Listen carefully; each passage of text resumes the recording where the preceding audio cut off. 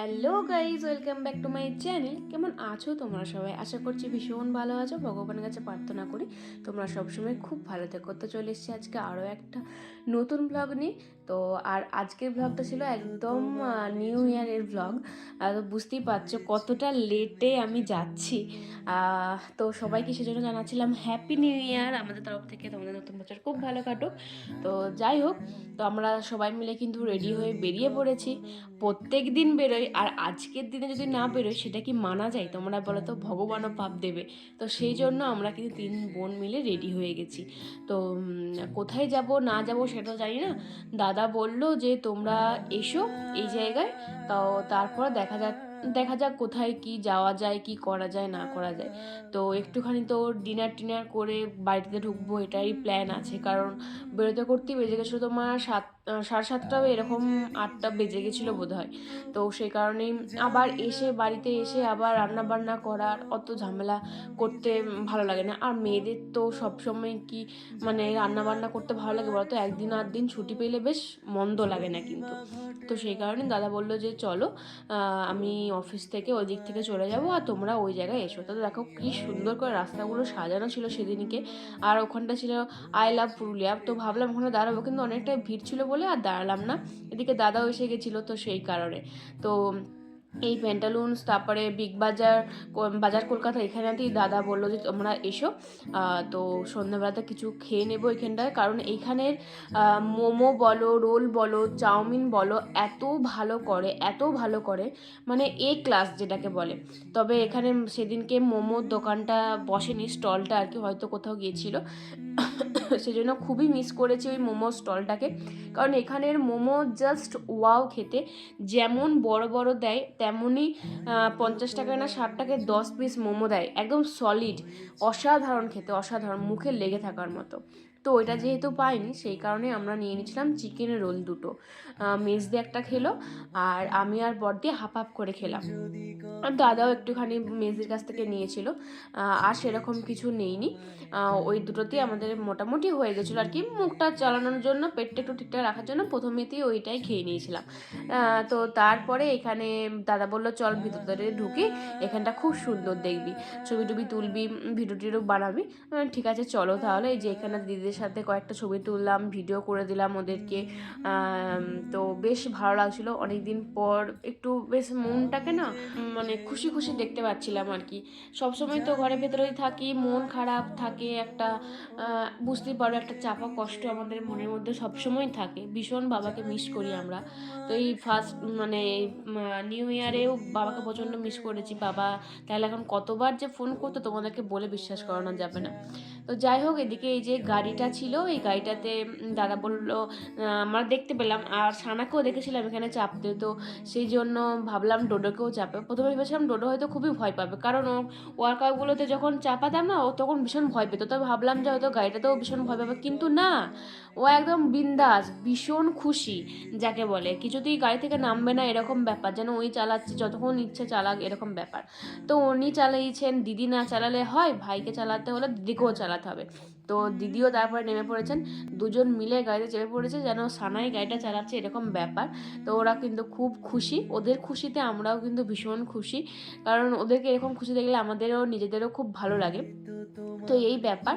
তো তারপরে ওখান থেকে মোটামুটি হয়ে গেল। আর গাড়িটা অনেকক্ষণ ধরে 2 পাক 3 পাক ঘুরিয়েছে, মাত্র 50 টাকা নিয়েছে। বেশ ভালো, ভেবেছিলাম হয়তো অনেক টাকা নেবে, বাট না, 50 টাকায় অনেকক্ষণ কিন্তু ঘুরিয়েছে।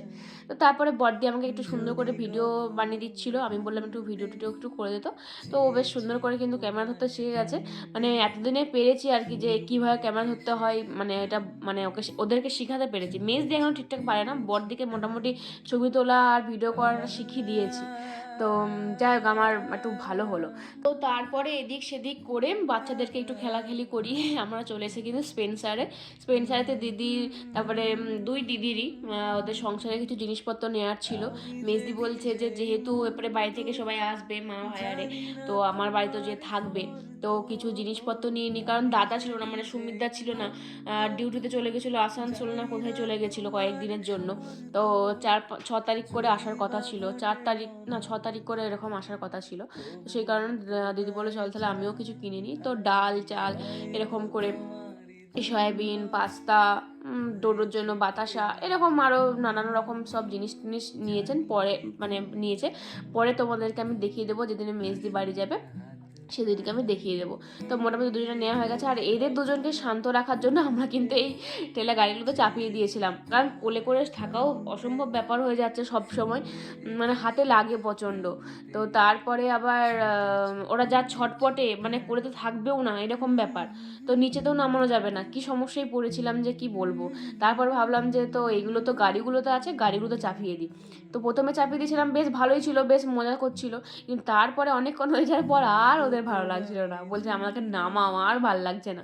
তারপর নামিয়েও দিয়েছিলাম, তারপরে নামাতে নামাতে আবারও ওদের চাপতে ইচ্ছে করলো, এরকমই করছিলাম। মানে মেনলি আর কি আমি নিয়ে ওদেরকে ঘুরছিলাম, কারণ দিদিরা তো কেনাকাটা হচ্ছিল আর কি, কী নেবে না নেবে। আমার তো এখানে কিছু সংসার হয়নি, তো সংসারের জিনিসপত্র কিছু কেনার ইচ্ছেও ছিল না, তো মানে কেনার ছিল না। তো আমি ওদেরকে নিয়ে এদিক ওদিক এপাক ওপাক করছিলাম।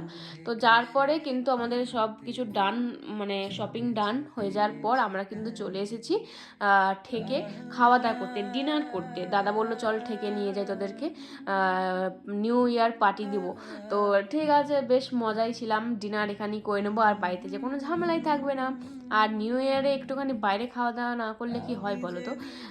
তো কতুলপুরে থাকলে হয়তো এতটা মজা করতে পারতাম না, এটা একদম ঠিক কথা। কিন্তু মা ভাইকেও ভীষণ পরিমাণে মিস করছিলাম, যে নিউ ইয়ারের প্রথম বছরে যদি মা ভাইকে সাথে থাকতো পেতাম, ভীষণ ভালো লাগতো, তাহলে একসাথে মানে একটু ভালো লাগতো আর কি। ওদেরকে একা রেখে এরকমটা করতেও ভীষণ একটু খারাপ লাগছিলো, বাট কিছু করার নেই, আমরা যেহেতু এখানে আছি, এখানে মতন করে চলতে হবে। তো এই যে চলে এসেছি। আর প্রথমেই কিন্তু আমাদের নামগুলো এতদিনকে আমি ভুলে গেছি, কাবাবের কিছু একটা আইটেম ছিল, দারুণ খেতে ছিল একদম, মানে কি বলবো, ভিতরটা এত জুসি ছিল, অথচ স্মোকি ফ্লেভার, দারুণ খেতে লাগছিলো, অসাধারণ। তো এটা খাওয়া দাওয়া হয়ে যাওয়ার পরে আমাদের কিন্তু মেন কোর্সে চলে এসেছে চিকেন বিরিয়ানি, তারপরে তোমার এদিকে আছে চিকেন ভর্তা, ডিম টিম ছিল, তারপরে ছিল চিকেন একটা রেজালা বা কষা কিছু একটা ছিল, তার সাথে কুলচা ছিল। তো দিদিরা সব কুলচা টুলচা খাবে, দাদা আরেও সবাই। আর আমি নিয়েছিলাম বিরিয়ানি, আমি আর দাদা মিলে ভাগ করে বিরিয়ানিটা খেয়ে নিয়েছি। দাদাকে বললাম তুমি চিকেনের পিসটা নাও, দাদা বললাম না তুই খা। তারপর আমি লাস্টে দিয়ে দিয়েছিলাম। তো এইগুলোই, আর এত ভালো টেস্টি ছিল, প্রত্যেকটা খাবার এত ভালো ছিল, তোমরা দেখে হয়তো বুঝতে পারছো জিভে জল আসার মতন খাবারের টেস্ট ছিল। সিরিয়াসলি বলছি, এখন দেখে আমার রীতিমতো খেতে ইচ্ছে করছে। আর বিরিয়ানির সাথে যে ডিমটা দিয়েছিল, আর বাচ্চাগুলোকে বাচ্চাগুলোকে খাওয়াচ্ছিল আর কি একটু একটু করে, কারণ ওদেরও খিদে পেয়ে গেছিলো, বুঝতেই পারছো 10:30টার মতন বাজে, কখন সন্ধ্যেবেলাতে বেরিয়েছে ওদেরকে খাইয়ে দাইয়ে, এই জন্যই আর কি ওদেরকে একটুখানি করে দেওয়া হচ্ছিলো। ডোডো বাবুর তো আমাদের খুবই খিদে পেয়ে গেছিলো, সারাটা তাও কিছু খেতে চায় না, ডোডো তাও একটু আধটু খায়। তো যাই হোক, মোটামুটি কিন্তু আমাদের এরপরে খাওয়া দাওয়া কমপ্লিট, এরপরে বাড়ি যাওয়ার পালায়। আর বাড়ি যে এসব ড্রেস চেঞ্জ করা যে কী ঝামেলা, মানে কি আর বলবো। তো মোটামুটি আজকের দিনটা বেশ ভালো কাটলো। আর তোমাদের নিউ ইয়ার কেমন কেটেছিল সেটাও কিন্তু অবশ্যই কমেন্টে জানাবে, জানানো লেট হয়ে গেছে, বাট তাও জানিও কেমন লাগলো আজকের আমাদের ব্লগটা। ভালো লাগলো অবশ্যই লাইক কমেন্ট শেয়ার করতে একদম বলবে না। দেখা হচ্ছে পরের ব্লগে খুব তাড়াতাড়ি, ততক্ষণ ভালো থাকবে, সুস্থ থাকবে, পেজে কিন্তু প্লিজ পেজটিকে আমার ফলো দিয়ে পাশে দেখো। বাই।